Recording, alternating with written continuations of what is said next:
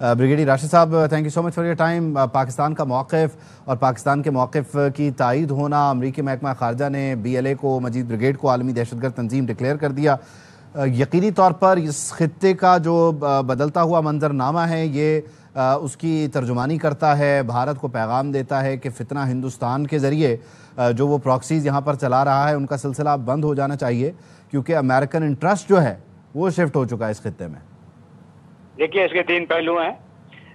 एक पॉलिटिकल है, एक डिप्लोमेटिक है और एक ऑपरेशनल है।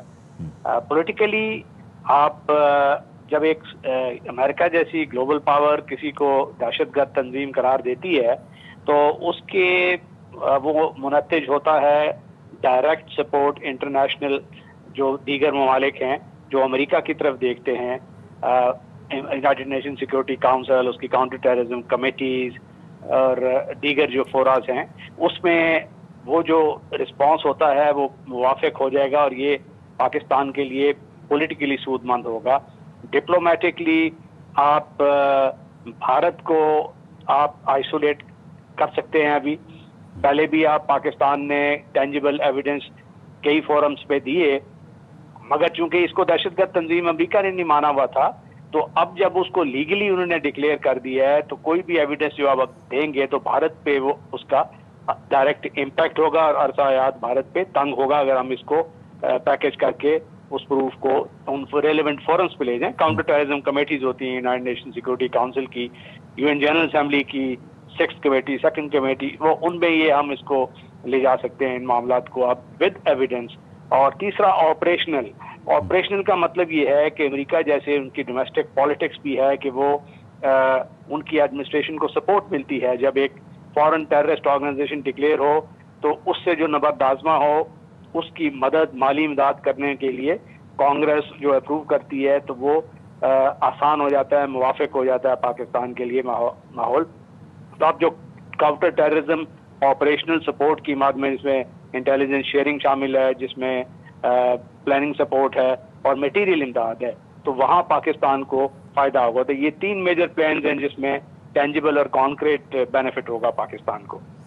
यकीनी तौर पर। अच्छा, इसमें ब्रिगेडियर मसूद साहब, बुनियादी तौर पर ये बात हम बार बार डिस्कस कर रहे हैं कि पाकिस्तान को अब फर्दर इस सारे मामले को आगे लेकर जाना चाहिए। देखें, अमरीकी महकमा खारजा खुद कहता है कि 2024 में कराची एयरपोर्ट पर, गवादर पोर्ट पर, फिर जाफर एक्सप्रेस ट्रेन हाईजैकिंग का वो रेफरेंस दे रहा है, तो उसे इदराक है, उसे मामलात का अंदाज़ा है। इसमें आप क्या समझते हैं इस केस को मज़ीद स्ट्रॉन्ग बनाने में?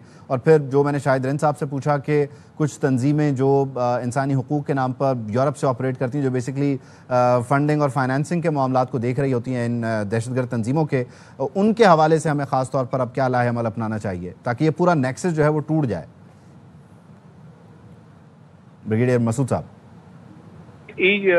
जो लैब ने भी उसमें भी एक्सपोज हुए थे कि बहुत सारे ऐसे ऑर्गेनाइजेशन है, कुछ तो फेक हैं, कुछ ऑन ग्राउंड एग्जिस्ट कर रहे हैं, वो भी इंडिया फंडिंग कर रहा है। FATF के जब पाकिस्तान का केस चल रहा था तो वहां पे हमने देखा था कि यहाँ यही लोग थे, वहां पे प्रोटेस्ट करने के लिए 10-12 वहां पे आ जाते थे।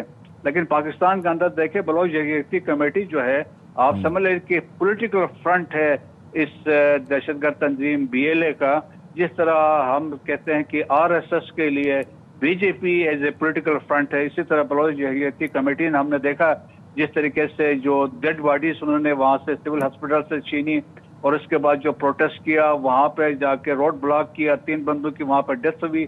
सो वो इस तरह के जो है कि ये फैसिस्ट हैं, तो पाकिस्तान को हमें इंटरनेशनली उधर भी अप्रोच करना चाहिए, यूरोपियन यूनियन को अप्रोच करना चाहिए। यूरोपियन यूनियन ने इनको ऑलरेडी डिक्लेयर किया जैसे BLA को टेररिस्ट ऑर्गेनाइजेशन।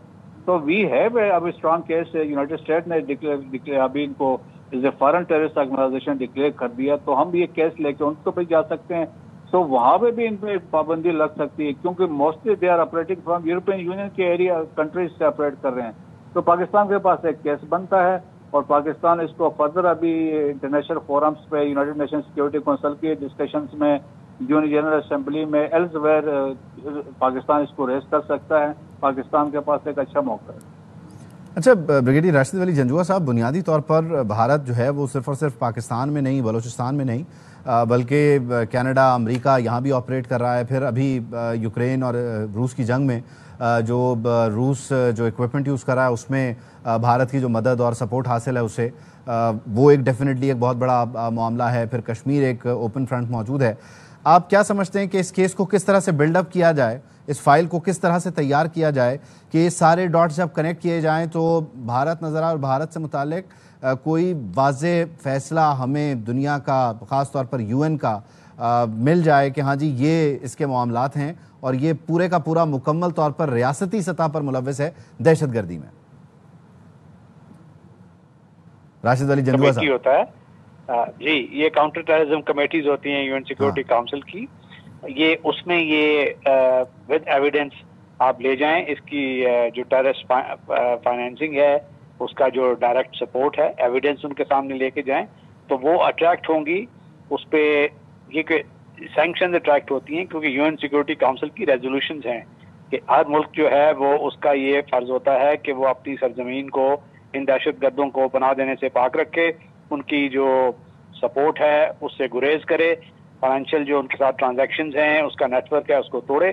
اب یہ بھارت چونکہ ان کے بیسز میں ان کو سپورٹ بھی کرتا ہے, ہاربر کرتا ہے, اور دوسرا یہ کہ ہمارے کچھ اور نیبرنگ ممالک ہیں, افغانستان چونکہ وہ ڈیسٹیبلائزڈ ہے, اس کے اپنے مسائل ہیں, مگر ان پہ بھی یہ آبلیگیشن ہوتی ہے کہ وہ اس کو BLA کو سپورٹ نہ کریں. ایران کو بھی یہ ہوتی ہے.